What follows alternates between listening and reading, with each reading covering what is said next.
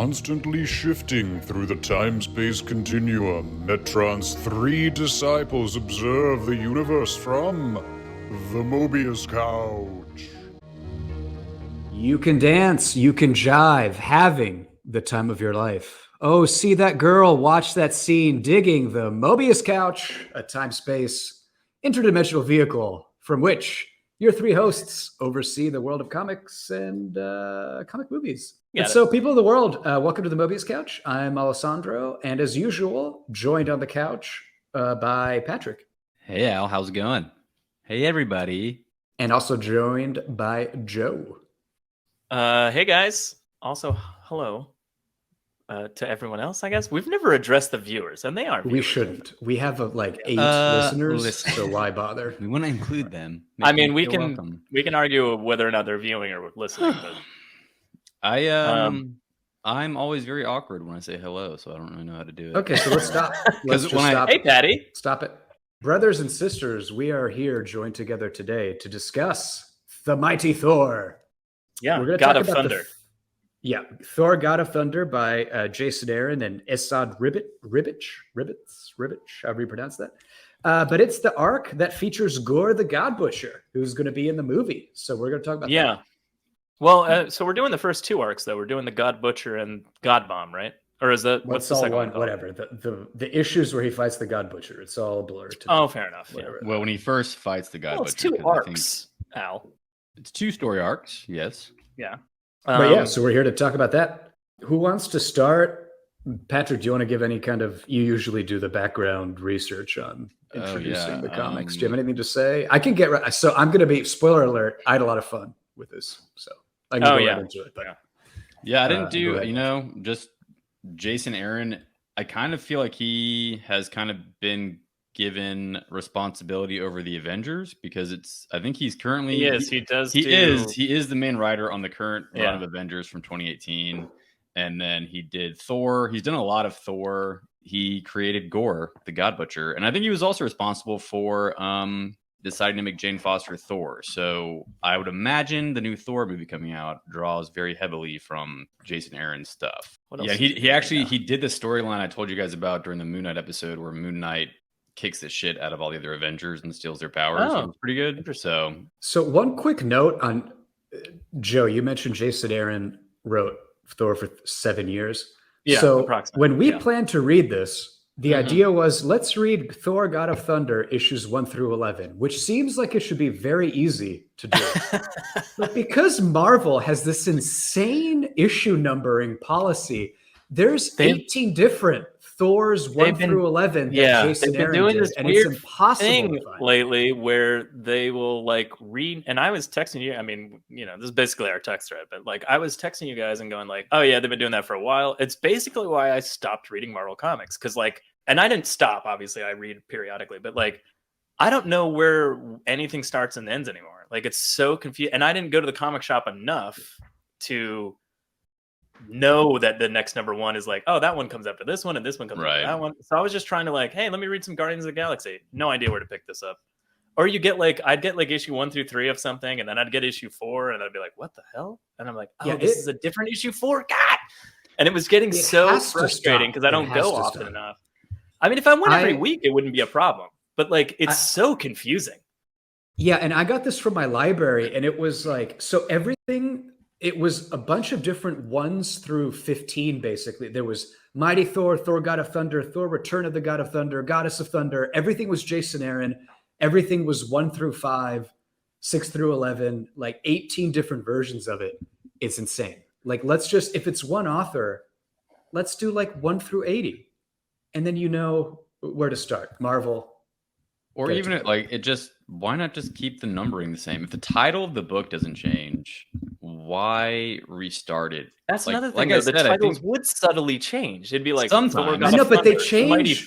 But they don't change a ton. Yeah, it's like the difference between Mighty Thor. That makes it even more confusing because the title barely changes, but it does change a little, and then you're like, "What am I reading?" It's so confusing. Also, if you're gonna do that, which I guess fine, go ahead and do that, but like, title it number 1 2022, so I know what I'm looking at. like on the cover, like, just so I know. Put a year on there or something. So like I can go, oh yeah, that's 2022 to number one. I need 2013's number one or whatever, kind of thing. And you can figure it out. But like, it's so confusing.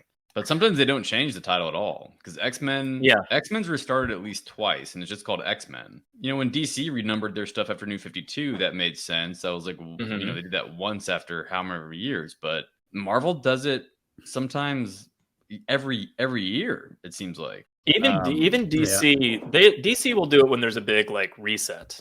Like the Great Reset, which but then, let's not get into the Great Reset. Hashtag conspiracy, hashtag Davos. But they won't do it again until like the next big event. Like they did it with Rebirth, and they did it with Infinite Frontier, even I think. But like, which wasn't that much longer after Rebirth. But then with New 52, that was the last time. That was like 8 years ago or whatever. We're getting this is way off topic. Let's talk about Thor. Why am I talking about that? I was about to make the joke of it. That was our episode today. Tune in next week when we talk about Thor. But yeah, we are here to talk about Thor. Thor the God Butcher. Let's do, before we get into the nitty gritty. Yeah. General reactions. I'll go first because I'm talking now, and I like to make things about me. I had a lot of fun. I loved it. I did. So similar to the Wonder Woman run that we did, the Bloodlines one. You know how that run super leaned into the mythology and the actual kind of mythical, magical part of Wonder Woman. Mm-hmm. This Thor run is also pretty much completely in the mythical gods are real realm, and there's very little real world stuff.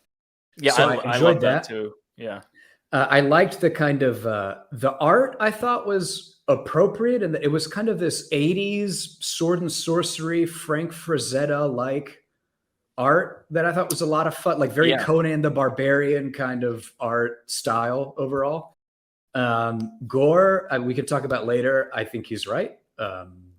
Gods are terrible. I mean, apart from the fact that gods aren't real, it's a lie meant to control you. But in this universe where gods are real, they obviously are pieces of shit. And here's the thing. Gods aren't real, but even if they were real, they wouldn't care about you, as Gorr displays. We can talk about that later. But anyway, I liked Gorr as a villain. I liked the Norse Viking mythical adventure that they leaned into a lot. I liked the three Thors. So at first I was hesitant with the whole parallel timelines of different Thors because a lot of times that's not used well. And I was kind of like crossed my arms and went, I don't know about this.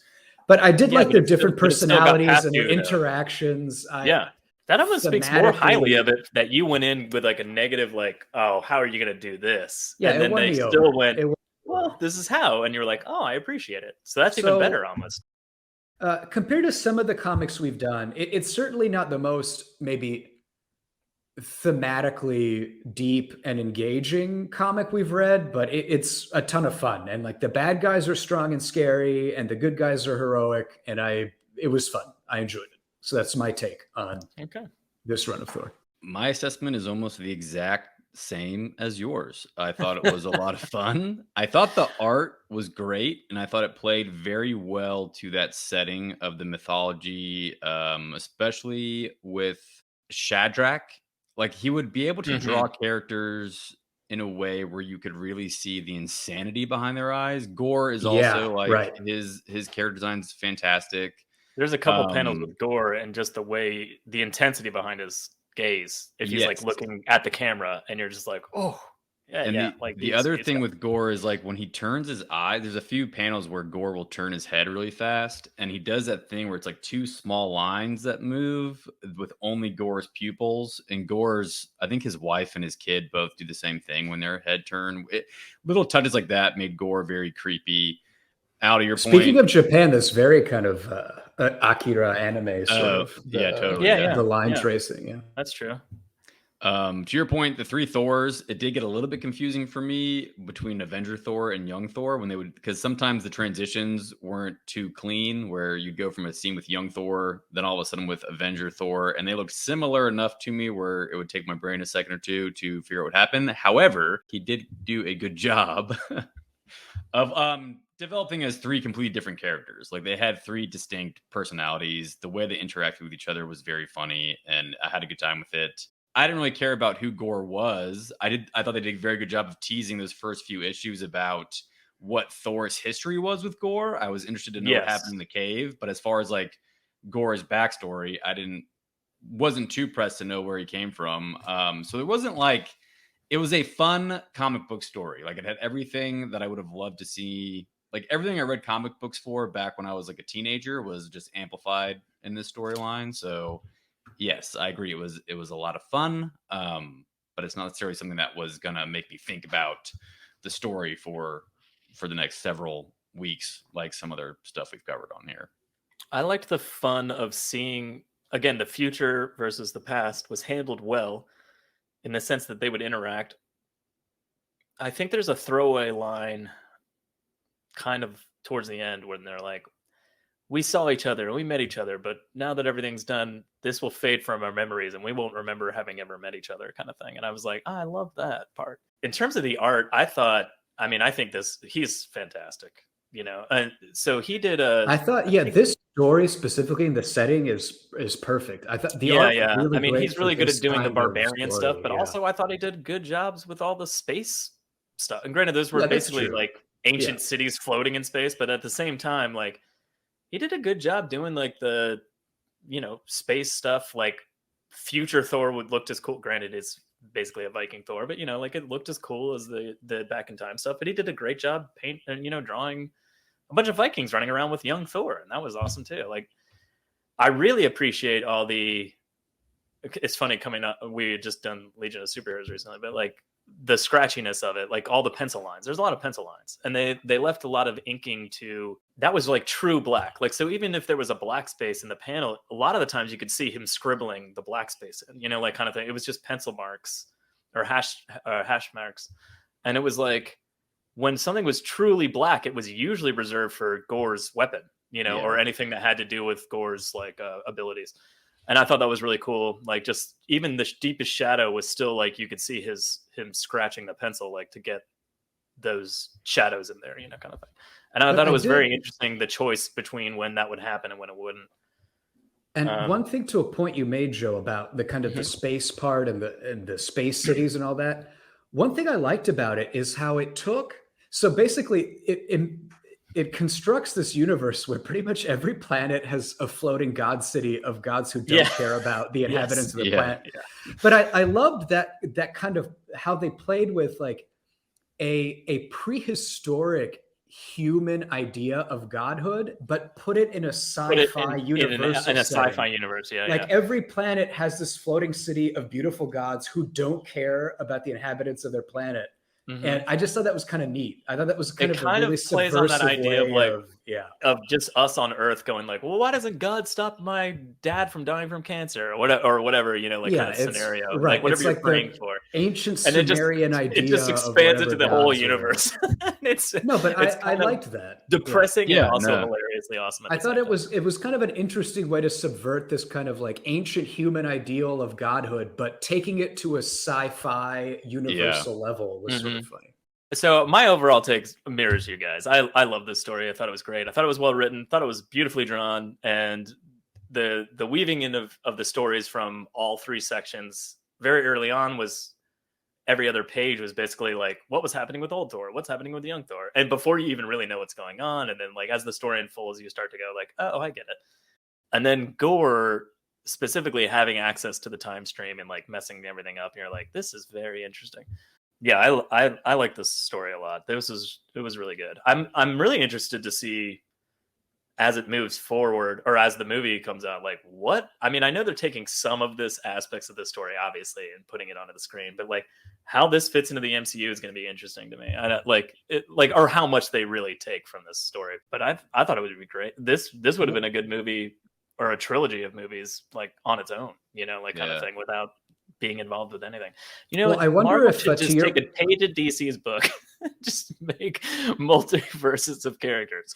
No, but to your point, Joe, I am interested because, for example, with the Moon Knight show, we know that there's Egyptian gods. Obviously, there's already been Norse gods before. So I do wonder if they're going to have Gorr, what gods he's going to murder, because in the MCU TV universe, we know Russell Crowe's in the movie as Zeus, so he's going to get. Oh yeah, Zeus, right? Well, so Russell Crowe not registering on the Zeus scale as Zeus. Irony, no. but we can talk about that later. But also, that scene of him looking at the giant ice dragon thing, that's like a frame for frame reference. Oh, from this, yeah, exactly, right. Yeah. Which is so actually a beautiful panel. I love that. Oh, it's a really beautifully awesome drawn. panel. It's ridiculous. Well, so a lot of this comic is beautifully drawn. The buildup is, I mean, I enjoyed the God Butcher arc more than the God Bomb arc because I agree. 100% agree. Yeah, it was. So you know that something happened between Thor and Gorr in the past, and you've got present day Thor like finding all these dead gods, which is with like regret. And he sees those sky gods that are like all impaled, like, and he says he could smell them as soon as he opened the door, like the stench of these bodies that have been rotting for thousands of years.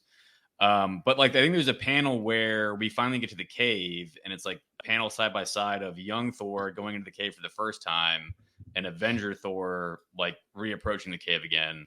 And you're just like, what the fuck happened in this cave? I did think that the setup of Gorr was the way he teased it out was fantastic. Let's talk about, because we're not going to dive into every issue of this probably. So let's talk about Gorr as a whole, like his, let's just discuss Gorr for a while. A quick comment to Patrick's point, though. I do think a lot of it is, well, I don't know if maybe I'm speaking to subjective personal values here, but I kind of, the first arc was much more mythical, Norse Viking, legendary stories and action. And the second arc was more just kind of sci-fi. Yeah. So I think maybe that's why the first felt a little bit more, I think there was more mystery, more excitement. That's what I was going to say. The part I liked about the first part, or the first arc, is the mystery part. Like him, like going, like, what's going on here? And then him going to the library of the gods, like at the nexus of whatever the universe or whatever that is. Have either of you seen the old Banderas movie, really 13th Warrior? No, I mean, I know it. I know it, but I haven't. So it's not a great movie, but I like how, so it's about these mysterious cannibal people that come out of the mist and like attack you. Those are the bad guys. Mm-hmm. And the movie's not great, but it does a good job of kind of setting up the fear and the mystery and stuff. And in the first arc of this, there's a lot of that kind of Viking ship through the mist, and you see Gorr. That was great. Like it's the same kind of effect of this sort of, you don't know there's this danger in the mist, and like, I'm rambling now, but I kind of like that sort of. He also does a great like stuff, the art style in terms of like facial expressions, let alone like how well he draws people's movement and their bodies laying on things or being erect or like fighting, and like he's got really great turn of a human body. Like he can really show them from every angle, and it looks the same, and he's very gifted. But he's also, I've never seen anybody draw an androgynous crotch better than Gorr, that he did Gorr, because it's just crotch shot in your face after crotch shot, and he didn't have a dick or anything. You mean this one right here? Look at that. Well, that's a butt. That's more butt, but there's somewhere it's just full frontal. Does he have a dick or a vagina? Who knows? I've got this pulled up next to each other. I like the all black still has some modesty to it, that it covers his pride. But here's the thing: they added it later, Patty. Here's the pencil work. No, nothing. Look on the right side. Sorry. Yeah. Nothing up top, nothing down. Oh, that's definitely editors. It's definitely been, I'm like, oh, they wanted to get modest. So the original drawing is like, oh, no, just draw his ass. And then they're like, yeah, cover up his asshole. We don't need to see that. I mean, it's still wedged up his ass, but it's very funny. To see it, but I mean, like, whatever. I mean, this third panel down, you can basically see his brown star there. Yeah, it's like a sphincter, basically. And now it's nicely covered. Yeah. All right. Anyway, so first, this first half of the story is really introducing Gorr and Thor in these three different timelines. So there's 9th century Iceland and young Thor, modern Thor just kind of around space, and then old Thor as a prisoner in Asgard, who's Asgard. I should Asgard. Asgard. It must have been all the pictures we were just seeing of Gorr's ass kind of got me in a different. I thought you were just. But old Thor, who's kind of trapped in Asgard in this kind of Sisyphean struggle against Gorr clones that he has to fight every day, and then they kind of reset him on his throne, and he refights them. Yeah, that part was crazy. And he's been doing that for 900 years, he said, or however many years. I think 900. Yeah, since he's been making the bomb. The first time you read it, you think old Thor is fighting the monsters, you think they're about to go, I don't know, put him in prison or something, and they just put him back on his throne because Gorr. Oh, that's the best. When he is like, I'm gonna die like a god with my hammer in my hand, and he goes out and he fights, and he finally falls down, and he gets like engulfed in blackness, and then you're like, oh, they're gonna butcher him, and then they just pick him up and bring him back to his throne, and they're like, fuck you. Try that again in 300 years, bitch. It's amazing. I love it. Yeah. The Native American severed god head that Thor finds. I was going to mention that. Yeah, he does a really good job being able to convey fear when like Thor and sees just that emotion head, in general. But like you can see there's a lot of fear facial on expression Thor's going on, and I really appreciate that. A lot of comic books don't really show how different someone can look and still be the same person, and he does a good job of like going like, what's that? Oh my god, that's a dead god, like kind of thing. And like the his eyes are huge when he realizes it's a god. And then to Al's point, Gorr creeping through the mist in the water, that whole sequence was fantastic. He was terrifying. Yeah, that was awesome. And I really liked how Thor was like, tell them to go faster, and then 5 minutes later he's like, also slow down. Don't tell him I told him to slow down, because I think we're in danger. The initial fight, I loved how Thor Shazammed him to beat him with the lightning. I thought that was really cool. But sorry, go ahead, Joe, with what? Oh no, I'm just, the initial fight's amazing. Like, first of all, the Pegasus flying down covered in blood, because like the other army is like, other gods. Our gods are coming. They're gonna kick your ass. Like, fuck you. And then the horse comes down, and Thor's like, oh shit. Oh, there's something going on. And he immediately flies away. And he's like, have fight. Go have fun, Vikings. Like he doesn't really care what they're doing, which is also to Gorr's point. Thor doesn't really care what's going on with the Viking army. He's more interested in what's going on with Gorr is the fact that he doesn't have a god to fight, and he's almost annoyed that he doesn't have anybody to face him, on the battlefield. So he's like, Pegasus covered in blood. Let's go see what this is. So he flies up into the sky. The initial confrontation with Gorr is spectacular. Immediately cuts off his horse's head. He's falling through the sky, grabs onto the other Pegasus that had a dead body on it, kicks that off. Yeah. They're like fighting. He's getting stabbed 1,000 times, barely surviving. It's really fantastic. Well, another side note that I thought is interesting in terms of the later arc is these two Slavic gods that Gorr had just killed were, I think, Chernabog, and so I forgot what the other name was, but one was this dark black god on a black horse, and the other was a white god on a white horse. And then later, the two gods that Gorr first encounters are this golden god fighting a black god. So I like how across the universe we just kind of have the same shit. All life is the same, where we have these same stupid gods of like, one of them's fair, one of them's dark, and they fly around in the sky. But it's just kind of this universal truth of like, I just kind of liked that setup of it all kind of mirrors itself. And there's like and even the Shadrach is the god of bombs and explosion. It's just ridiculous. Like, I just like this construction of, it's just meaningless. It's all, every planet has copies of the same kinds of gods and random shit, like the god of bombs. I just liked that. Like, it's all nonsense, basically. The god that he gets the sword from is Null from the King in Black storyline. I'm pretty sure Null was basically doing the same thing Gorr was doing, like, since the dawn of time. And I'm pretty sure that black guy, the guy in the black armor, is Null that comes out in the King in Black.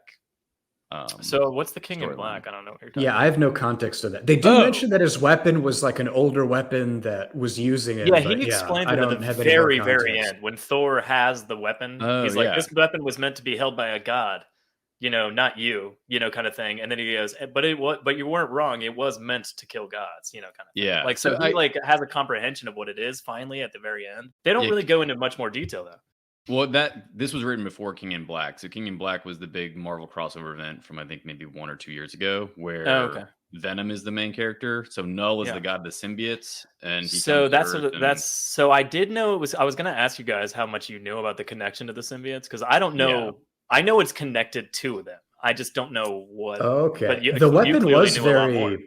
Yeah, the weapon was very symbiote. Yeah, for sure. Yeah. So it's. I mean, I don't know too much of the lore of Null. I've read the King in Black storyline, but I remember like barely nothing of it. But yeah, the Necro Sword, the all black, is like a part of Null's like soul, I think, that he used like a celestial body. So is that Null that's dead when Gorr gets it? I'm pretty sure that is Null. He's not dead. I think he's just kind of like severely wounded, and he takes Null's sword from him, and that's why it's so powerful. Interesting. That's crazy. Okay, well, I'm glad you had that context, because in this run, it just kind of ends with, it's that's very open-ended. That's the blah, blah, blah sword. It's been using you. It's like an eternal god-killing, whatever. And then it just kind of ends there. Until the very last bit when Thor... so I pulled that one image up. But until this very last bit when Thor's right here and he has... Great. Yeah, so fantastically drawn. By the way, this is exactly what I'm talking about. The dark black versus the hatch black. Yeah. Of his penciling and stuff like that. It's fantastic. This is, for the listeners, Joe has the page where Thor has absorbed the Necro Sword himself, kind of to diffuse sort of the God Bomb. Yeah, he says its name is the All Black, the Necro Sword, the Slicer of Worlds, the I can barely read that. The Annihilablade.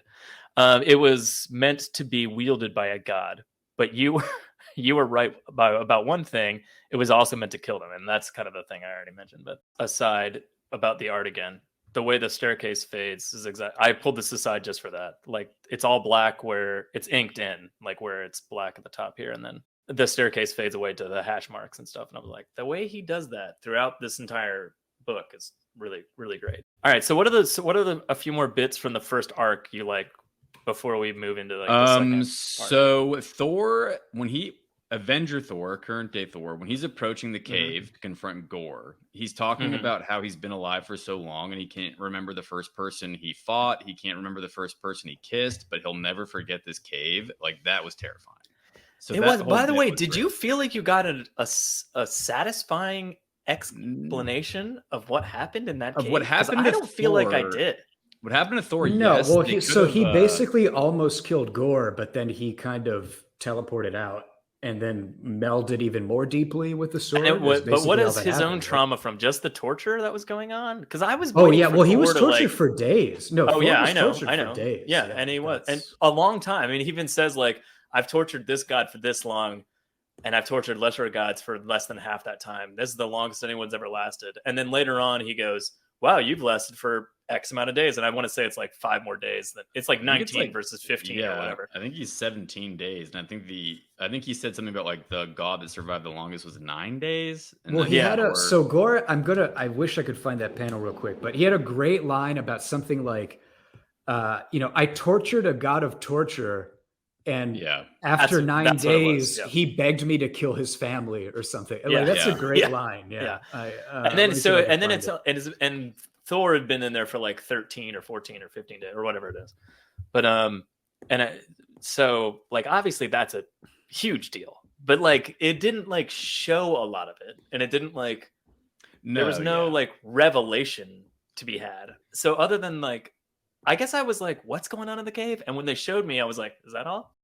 And I'm not saying like that's not a big deal, but like, I did find it underwhelming because both from Gorr's side and Thor's side, I thought it was a little bit because they're both scared of the cave. And I guess the Gorr I get because he rips his arm, he chops his arm off and like almost kills him. So like I guess at the end I'm just like, yeah, Thor got out and chopped your arm off. Like why is he so like PTSD from this? Yeah. But they don't show 17 days of torture. So like, I guess that's what it is. Maybe in my brain. I did.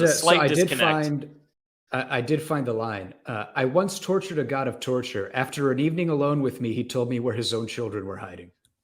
Yeah, that's a good line. That's brutal. That's so brutal. I was satisfied with Thor's like being tortured. I didn't necessarily need to see the torture happening. I think the fact that Thor remembers 17 days of his life from however many years ago meant the torture was pretty bad. I could have used more clarity on the significance of the cave to Gorr, because I get that he almost dies. But when Thor runs into Shadrach in the cave, Shadrach says Gorr is like what he is now because of what you did to him in this cave. Yeah. Implying that like, Gorr went through some sort of metamorphosis after his confrontation. Right. So I keep going back to it. I don't feel like the cave was more one with the sword. Yeah, but it's not maybe specifically. Oh yeah, okay. That actually makes sense. Like he cuts off his arm, and I think at that point Gorr learns he can like recreate his arm. I think that's when Gorr learns he can like create these familiars, those like little things that are guarding everything. Yeah, but you didn't see that, and they didn't say it specifically. His black berserkers. I do kind of wish there was a little bit more even if it was like 1 or 2 panels from Gorr's perspective about what happened to him in the cave and well, I think the other thing for Gorr psychologically is I think the fact that he saw these mortals fight to the death and so devotedly for a god who didn't care about them, I think also really shook Gorr's convictions, because like, he'd always just been working on this idea that gods don't care about you. You know shit, why bother? And so to see humans fight like that really shocked him. Both of you are explaining this so well that I'm kind of going like, well, apparently I needed the story to flat out tell me what it was. Like, it's all there. Well, I'm just like used to Superman punching Darkseid, and I'm like, what's the deal? I don't understand. But yeah, you're both right. This is it makes sense. I guess the way they set it up, I was expecting like a big quote unquote. No, I do agree. Yes. I still agree. It was a very subtle reveal, and there are serious things in those reveals, but like it wasn't like a smack you over the head one page where you get the answer. It was just like I could have used more. What happened there. I could have used more explanation. Like I'm on the same page as you. Okay. No, completely agree with you, Joe. I just mean I think though that is what they were going for. Is that Gorr was both mutilated I guess I was just and almost underwhelmed by the delivery. It wasn't what they delivered. It was the way they delivered it. Didn't feel. I was waiting for more. I was waiting for. I was like, was that it, or is there more? Like, are you going to reveal more about what happened in the cave as the story progresses? Like, it wasn't about like what happened wasn't traumatic or didn't resonate with me. It was just that I wasn't sure that was all. And I was always kind of like waiting for the next thing. Well, specific to that scene where another great Gorr line when he confronts Avenger, present day Thor. He says, I remember the face of every single one of those Vikings that like fought to protect you. And then he says, do you remember them? And he's like, and it kind of is implied that Thor doesn't. And because he doesn't. Yeah. Gorr, I mean, outside the fact his character design is fantastic, they do the good thing with the villain where you do understand his perspective and how he got to where he's at, because a lot of these gods are fucking awful. So let's talk about Gorr's backstory. So at the beginning of God Bomb, I think is a flashback to Gorr's origin, and his story. So his backstory is basically kind of a bizarro Job, where the Bible Job was kind of tested by God, and God now, what's this killed Bible you're talking about? It's the word and gospel of our Lord and Savior Jesus Christ. Okay. But awesome. But I think Job is actually Old Testament. I think it's pre-New Testament. I don't know. But anyway, it's the story of like, I think the devil and God are like, placing bets on their own, because that's what they do. And I think Satan said something like, oh, they only, Job only cares about you because you shower him with gifts. And God was like, let me show you. And so he proceeds to like kill Job's family, rob him of his wealth, like really takes everything away from him. But then Job still prays to God and loves God. Yeah. And so that proves that his faith is, beyond worldly rewards. So Gorr's story is kind of like a bizarre version of that, where he loses everything, loses his wife, loses his child, his tribe kicks him out. Just his whole life is suffering. But then at the end of that, but even before, like his mother dies, and there's no explanation for everything. His entire planet's dying. They barely survive. It's all suffering. The undersides of rocks. Yeah, it's horrible. Yeah. But at the end of it, instead of continuing to pity the gods, he comes out at the other end of just like, well, fuck it, I'll kill them because they're horrible. So it's kind of like a anti-book of Job. What did you guys think about the flashback issue in general? Like, I feel like it was necessary, like, for the story, but at the same time, I'm like, I don't want any of that. Like, I was like, just get me back to the story. Like, I almost didn't care. It's not that I didn't care. It's just that I was like, it's an integral piece of information. You sort of need to have it to like truly understand the ending, especially with the son and wife. But like, I don't know. I was just like, I would have rather like I need this, or should this have been told a better way? To our previous point, I would have rathered another issue about what happened in the cave as opposed to Gorr's backstory, because I was more interested to know about the history of Gorr and Thor. I knew enough about Gorr, the way he would talk about gods, to be like, okay, this guy was wronged by his gods and he's pissed about it. I get it. I think. Yeah, and the mirror version of that is the little girl that Thor saves her whole planet. Like her gods had been killed by Gorr. and she didn't know that obviously, but she prayed to Thor, and he like showed up at her planet and gave them all rain, and they're all like, you know, transforming it from a desert to like a lush, like Garden of Eden type scenario, and all her people are saved, and it's this whole like thing, and they go back to her at the very end of the story, but like that's obviously the antithesis of the Gorr version of the story, where his gods just ignored him, kind of thing. Right. When he was like, you know, and I guess I feel like I wish Gorr's story had been sprinkled throughout a little bit less on the nose and a little bit more sprinkled throughout than have a singular issue devoted to it.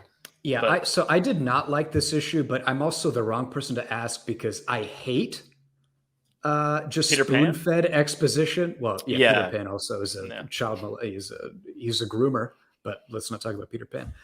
But I hate spoon-fed exposition, and you know, any movie that starts with text across the screen of like, in 2025 locusts destroyed all crops on Earth, and this is what's happening. Grain corporations have taken over, and now this is how your sci-fi movie begins. I hate that shit. Like I hate it too. Just spoon-fed exposition. So this same principle of a whole issue of just in your face, this is why this person is like that, and this is how he got the sword. And it's just literally step by step explained to you. I hate all that stuff. So I'm not the right person to ask, but I did not enjoy the. I mean, I don't mind the backstory in general, but I don't like the way it was presented. Right. As that. Yeah. I mean, I guess the only real thing that you gain out of the flashback is you see how he got he got the all black, which even that and that's kind of the only important part there, but again, that could have been a flashback. You could have just one panel flashback. You could have had a page flashback of him wandering the desert, a page flashback of his wife dying, a page flashback of his son dying, like so on and so on throughout this whole series, and not just done like a singular issue. I guess it seemed really rather jammed in there. That's all I'm saying. All right. So before we get into God Bomb, I just wanted to call out some lines from the first part of the arc that I really loved. So when he first meets Shadrach, and Shadrach just tells him all this insane story of like, I've seen gods murdered, he cut my eyelids off, et cetera, et cetera. And then at the end, he says, I'm not certain, but I think I may have gone mad at some point. Yeah. Like, I love that. I just kind of like, crazy. I might also be crazy. Not 100%. But like, I might be crazy. And then also, I think I may have gone mad. It was so good. That's so good. And later, another one, like this is a classic line, but Thor is fucking some shield maiden or other, or like a Valkyrie or something. This is one of the Norsemen, isn't it? Well, it's not a Norse man, definitely, because she's got boobs. It's a Norse woman for sure. Whoever he's making love to. She says, "You should know I make war like I make love, naked in a berserker rage." I love that line. I think I have just that a classic kind of. Oh wait, that's later on. This one. That's into God Bomb. And also I make love like I make. That's also a Snyder's scale. You know, it registers. Oh yeah, for sure. It registers. Oh my God, there's so many. I have most of my images I have pulled up are all Snyder Zeus scale. Yeah, Thor, Icelandic young Thor registers on the Snyder Zeus scale. We can get to that later. But I wanted to call out those lines. I did like Jason Aaron has a good way to kind of write zingers. Yes. And kind of like these one-liners that really, really hit. There's a scene in issue 4 when young Thor is being tortured by Gorr, and young Thor says that he's going to chew out Gorr's eyeballs, and then that's exactly what he does at the end of the story arc. He literally one of Gorr's eyes out. Like Thor, young Thor was my favorite out of the 3. He was insane. Young Thor was, I don't know, I mean, maybe this is just the classic superhero reader in me, but like I'm just like middle Thor, my favorite throughout the whole thing. But like I think I liked more of the mystery part, and like him flying through space and finding more dead gods, and him getting his conversations with the old librarian god are hilarious.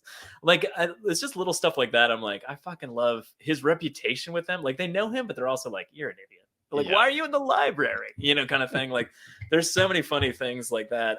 I don't know. I really, even old Thor looks at both of them like they're both young idiots, but but then he's kind of like the cranky old man that isn't really listening to reason sometimes. True, but then at the very, very end, when middle Thor, like our Thor, Avengers Thor, we'll call him, like wakes up and he's like, am I alive? Father, I had the weirdest dream. And he's like, you idiot. You're still you're still alive, you dummy. That was real.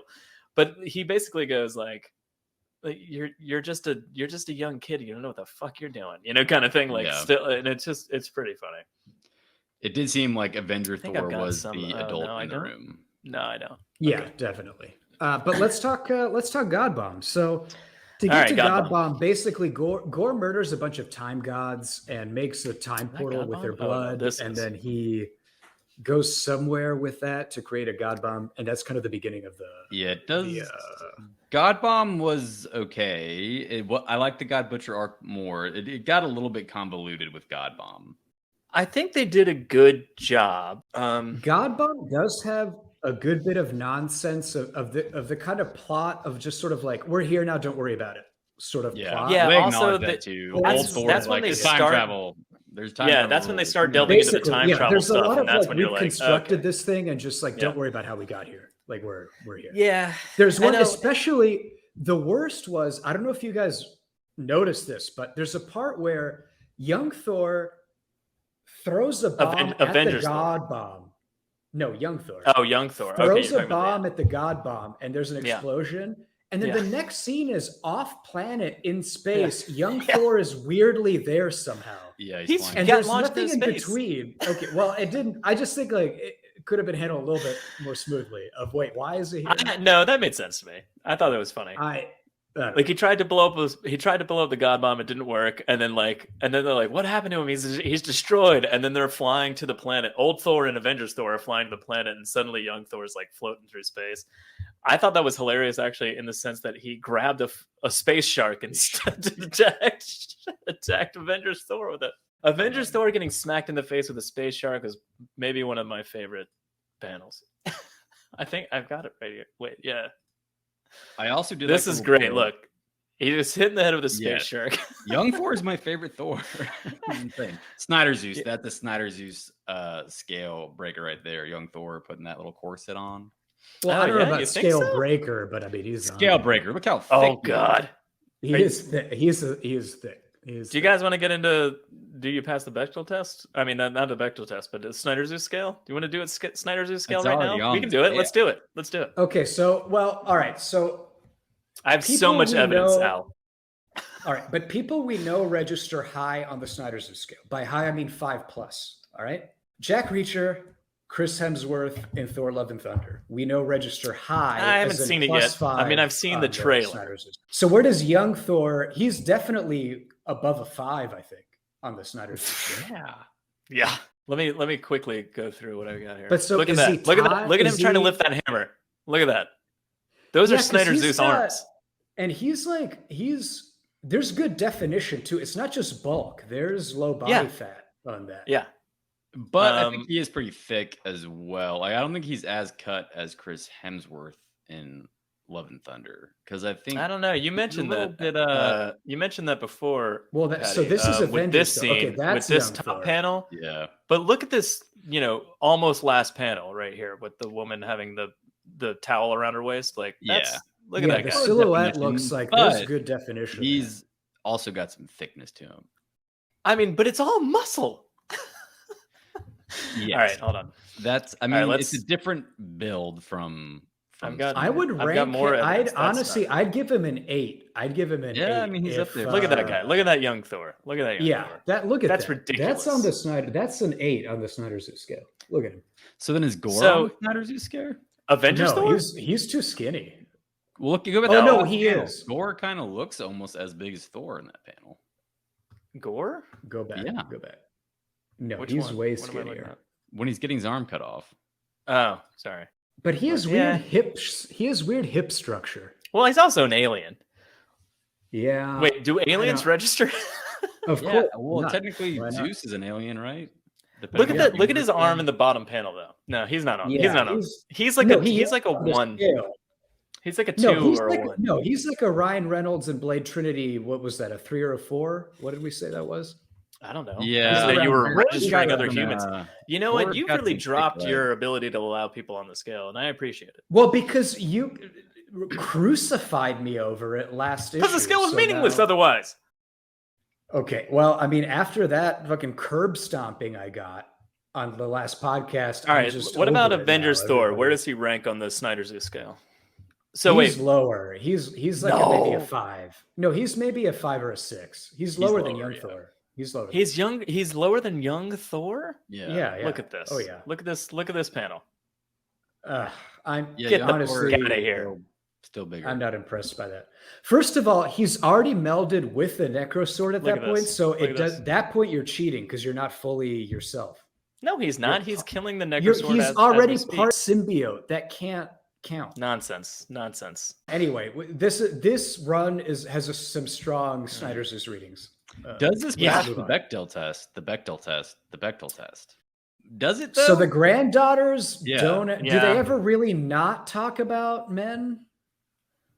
They do. Kind of. They When talk they're- about when their they're own all lives glued and up, trying to kill. when they're all captured and the one is trying to get the hammer and the other one's saying like, just bite your tongue off and die. Oh, that's a good call. Like, it's not like an in-depth, deep conversation, but they're not. Yeah, but in well, like they're kinda talking successive about- panels yeah. around that, they do talk They are about their talking- granddad. yeah. And So if stuff. you I take don't know it if that panel really by counts. panel, if you were to take it like panel by panel, it's not a whole conversation though. 'cause I do think talk it about passes the before. Bechdel test in the sense of like, I don't know, if it was a scale, it's a 1 out of 10. You know, like it scrapes by. You know, like like I would say it barely has.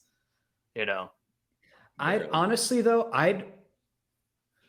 I'd say no because you can't look at you have to look at the quote unquote scene. the as a scene. Yeah, whole. yeah, I agree with you. And so yeah. the 2-panel thing where they don't mention a man Yeah. is part of a larger scene where they do mention their grandfathers. So they do talk about a man. I was going to mention the scene where they're talking about delivering the bomb to the God Bomb, and it's right before Thor is like, "I'll do it. I'm your man," you know, kind of thing. But there's 'Cause men they're around. like, "Who should There's lead a us?" whole council. Yeah, but there's a whole bunch of people around them. Yeah, so like, Yeah, I it's don't know. men. But I doesn't- mean, they're all it doesn't aliens, and go. we might not know that they're actually men, right? Because they're alien gods. I don't know. I'm pretty sure I could look at those panels again and be like, "That's a dude." Well, Honestly, that I'm might be your I'm own gonna give ignorance this. coming out. I don't know. I would give this a good effort, but you Yeah. still fail. Yeah, still failed, but Still- like still again, but fails. it's a close one. It's a close one. I did like the 3. I like the one granddaughter that was like, "Oh man, our granddad's hot." You know, I like the. She goes, like she almost like retches, like she's like, "Oh, I've been talking. Oh, I've had gross thoughts about my grandfather all day." Like when they realize who it is. Yeah, That's I pretty did funny. like the granddaughters had. I liked their the cut of their jib. They were fun. They were fun characters.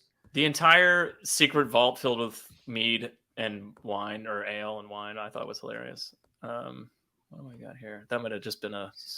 So why did Gorr bring young Thor back in time? Like, you kind of fucked yourself, man. Why'd you do that? Well, I I think think he wanted he to rub wanted- it in his face. Yeah. That, like, Yeah, I'm but going it to was destroy like- all gods. Look at this. Your hubris, man. So here's the thing, though. Well, Like, that's and Patrick hubris is the classic Yeah. weak point of. what are Well, our I mean- thoughts on Gorr's wife and child just being parts of himself? let's talk about it, because I think that has to do with what you were just saying. Part of Gorr questions whether he's doing the right thing and Yeah. has been all this time. So obviously, part of Gorr is saves Thor from dying, essentially. And that's what starts the whole end of the thing. Another reason why part of him brought young Thor in, Oh. was it to rub him in his face? Yeah, Maybe, sure. you're right. Maybe But I he mean, brought like, that I think stop part him. of him is like, I want to be stopped, you know, like kind of like, Yeah, I think that's the definitely. whole, like, That flew he over my would head. love for himself to be wrong. Yeah. He doesn't think he is wrong, but part of him would be like, I've been wrong all this time. They are here to help. They do answer prayers. Like, things do happen in the way they should. But only like the minusculest piece of himself believes that. And I think, Well, he I think it was last episode or the Moon Knight TV episode. Patrick talked about the kind of therapy strategy Yeah, of kind of separating aspects of yourself into someone else and having a conversation with it to kind of face it and deal with it.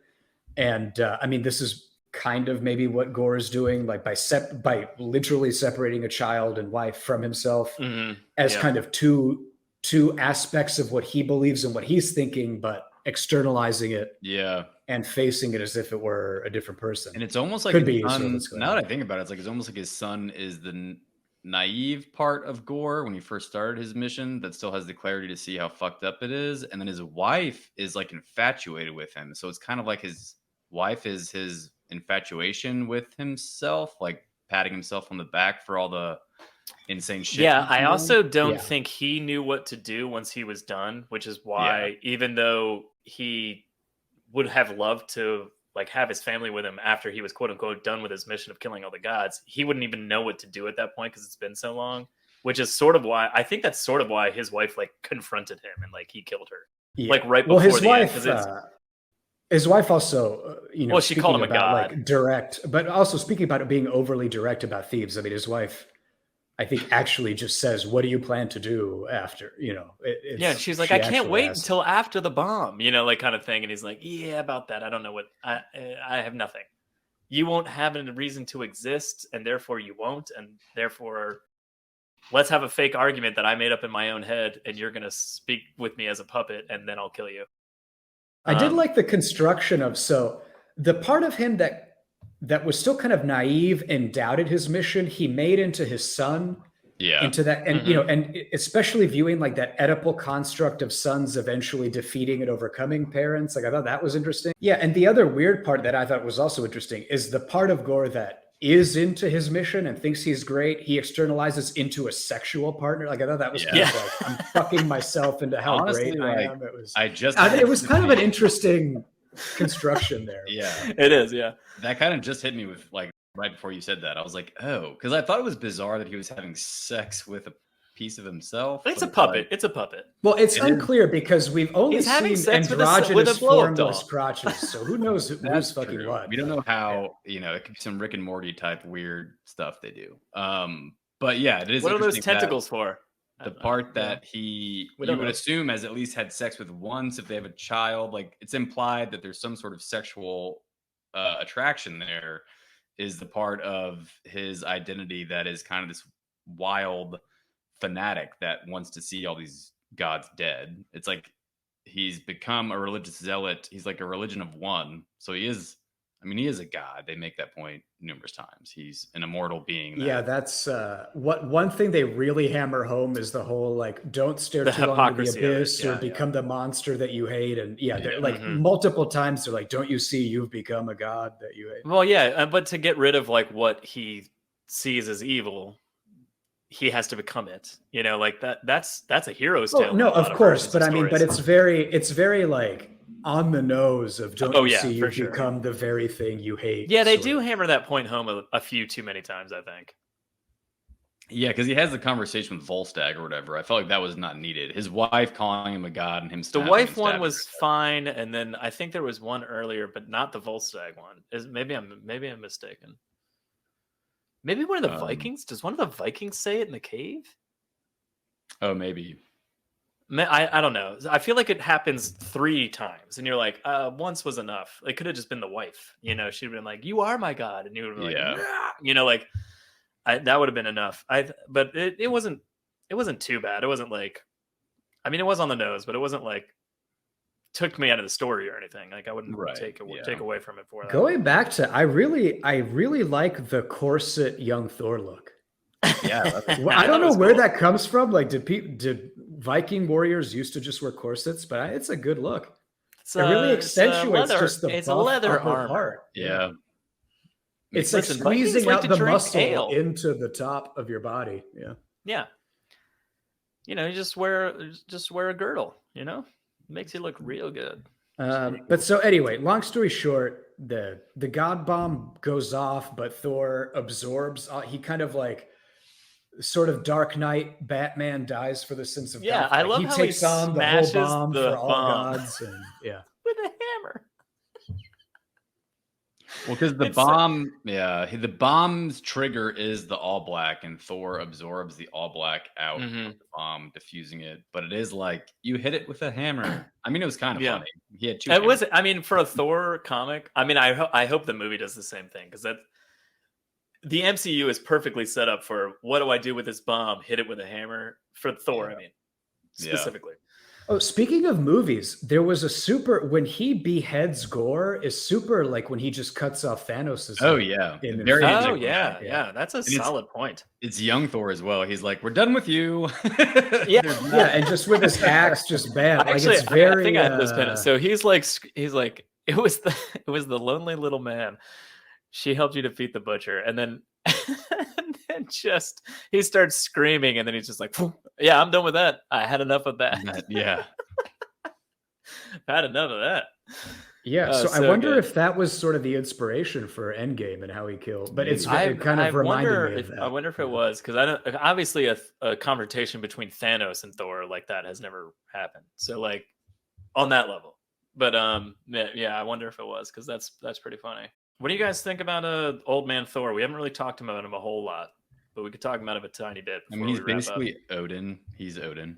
He's Like, well, okay. So another line I loved just to talk about how he's Odin is so once Avenger Thor meets older Thor, there's this line he says, "This cannot be right.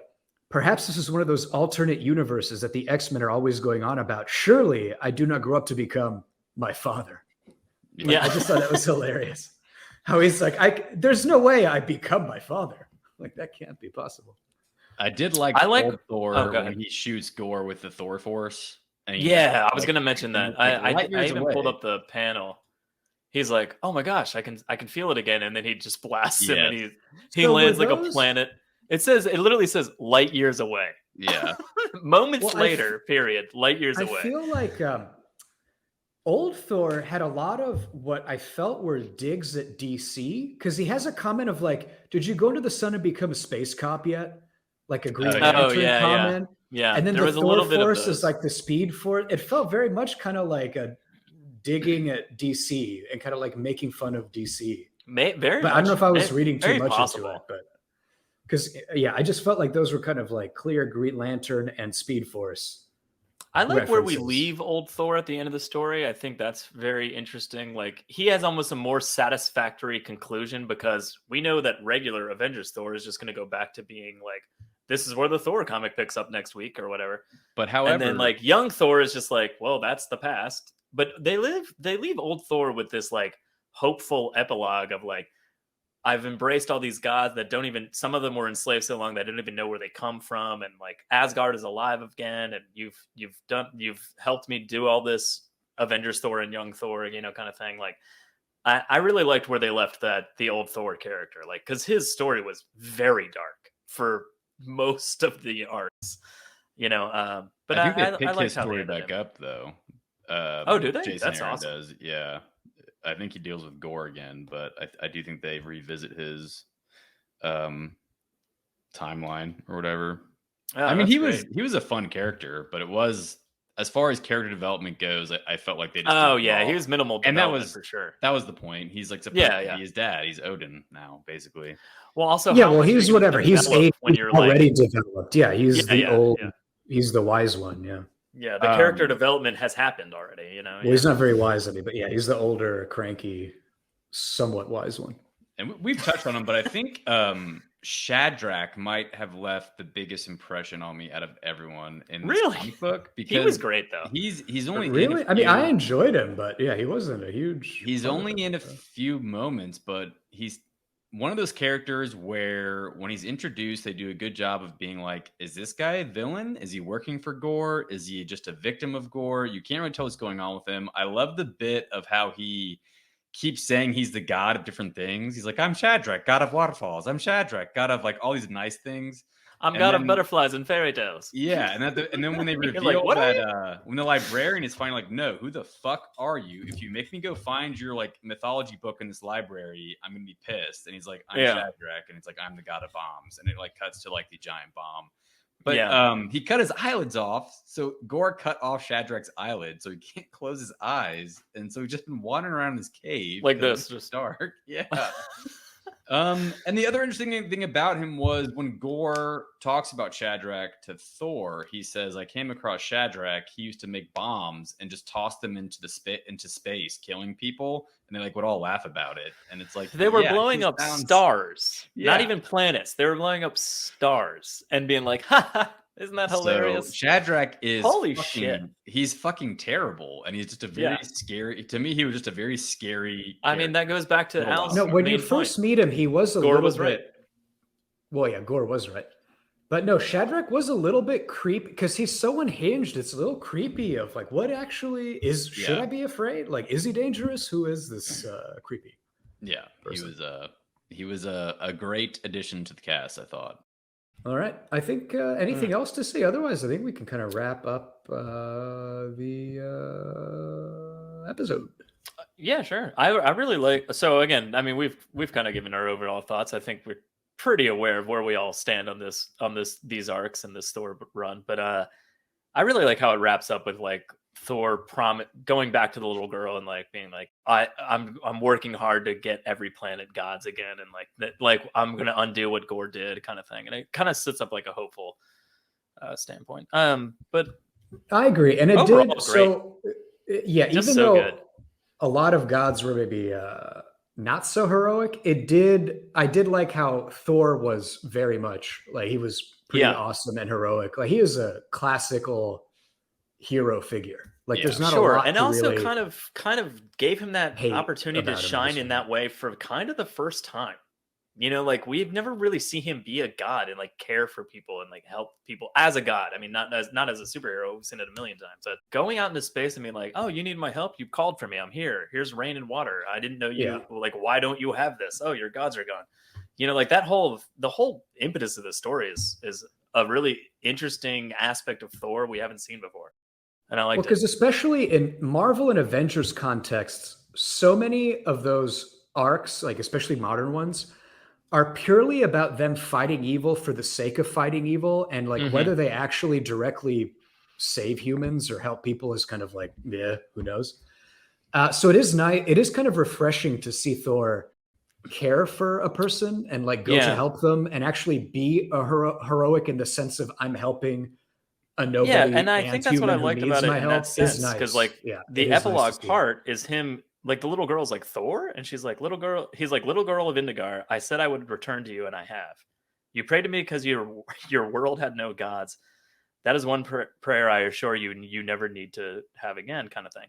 And I'm like, that's pretty cool. I mean, like he didn't just stop there once, and that was the part of the story. Like the story ends with him going back there and being like, hey, how you doing? Okay, good, just checking. See you later, you know, kind of thing. And like. And I was like, oh, that's pretty cool. Yeah, because so many of these, a version of this could have just been, all right, I defeated Gorr. Yeah, I did it. Like the threat to the universe is gone, and then but there's no focus on me actually interacting with humans. But this is nice to see. Hey, mortal. Yeah, it was. I'm here for you. Yeah.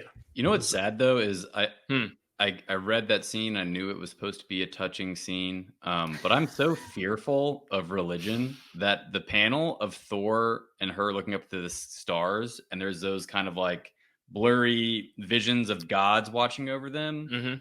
Yeah, it was kind of unsettling, right? Because it's like these are like Greek god pantheon type, like Loki type, Hera, the type that are petty and will punish you and will make you go through stupid trials. Like it didn't leave me feeling warm and fuzzy per se, but I think that's well, I think that's the kind of like you can also, like you just said, Patrick, you can interpret it the other way, and like if Gorr has taught you anything, it's that does this girl need gods looking over her? Because they're not always that's great. Another good part of this story, because even at the very end of the story, so Thor questions whether Gorr is right multiple times throughout the arc, but then at the very end, even old man Thor is like, yeah, but was he right?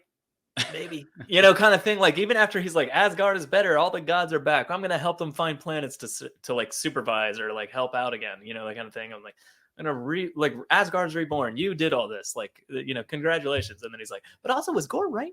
You know, kind of thing. And he's like, what? Why are you saying this right now? But you know, like you never.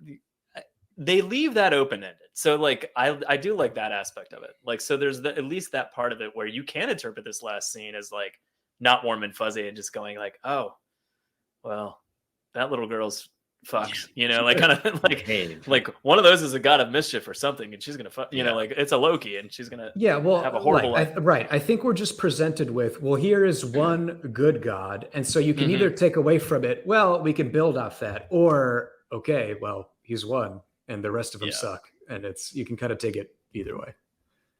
Yeah. Well, also, whatever. I won't even go into. No, what's also? Well, I just mean also, Thor is a good god now, but he's going to live for 12,000 more years. Yeah. Is he going to turn into a dick again in 8,000? Like, what if he forgets? He won't remember the 800 years before that.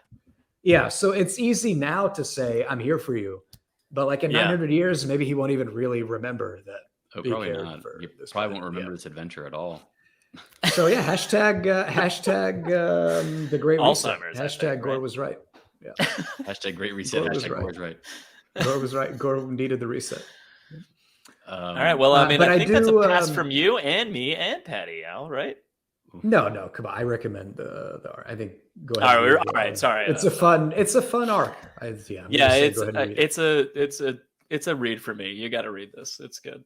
It's a good story, and also well drawn, well written. Like, just great. I am interested to see where. I also recommend it. So 3 out of 3 from the Mobius Couch. I am interested to see where Christian Bale takes the character in the MCU for Gorr. Me too. Yeah, for sure.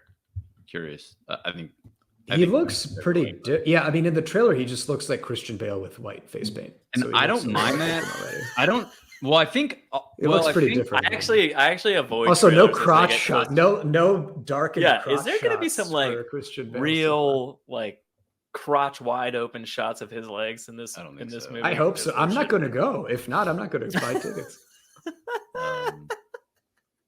Well, because I could see if they tried to do the CGI to make Thor look like he does in the comic book, how it would come off kind of looking like Davy Jones from Pirates of the Caribbean or something. Yeah. Do they have does he have tentacles? I haven't seen him at all. It's Oh no, Christian Bale. He just looks like Christian Bale. He just looks like Christian Bale. But I do think there's certain images in the trailer where they do stuff to his face to make it. I think. Are they even gonna do like Venom like tendrils and stuff? They will in the ending fight. They will. So he'll just be like the least expensive version they can do for most of the movie, and then at the very end, they're going to use the CG budget to make him be Venom.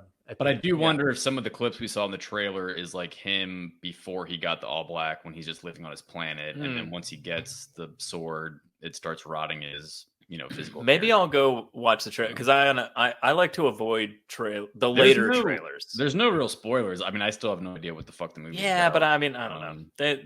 I feel like when you see trailer 1, I don't know. The trailer seems like it's just going to be this. They show Omnipotent City. Like I think the Greek gods is going to be that version of. See, I didn't even know they showed that. That's what I'm saying. Like I've only seen the first trailer when you see like Jane Foster Thor for like 2 seconds. Yeah. Well.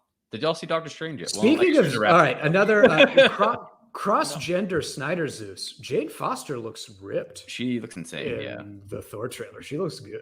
Yeah, but that sounded creepy. Can we edit that out? That sounded creepy. No, she looks good. She cut all of this. She's on the lady. She's on the lady Zeus. Let's say goodbye and end this. Yeah. All right. Goodbye. But she's on the lady Zeus scale. She looks good. All right. So that's Mobius Couch for this week. Bye, guys. Say goodbye, Patty. Bye. Good journey, everybody. Say goodbye, Al. I already did. Goodbye, everyone. Bye. I know, but I was talking over you, you son of a bitch. I get. All right, bye.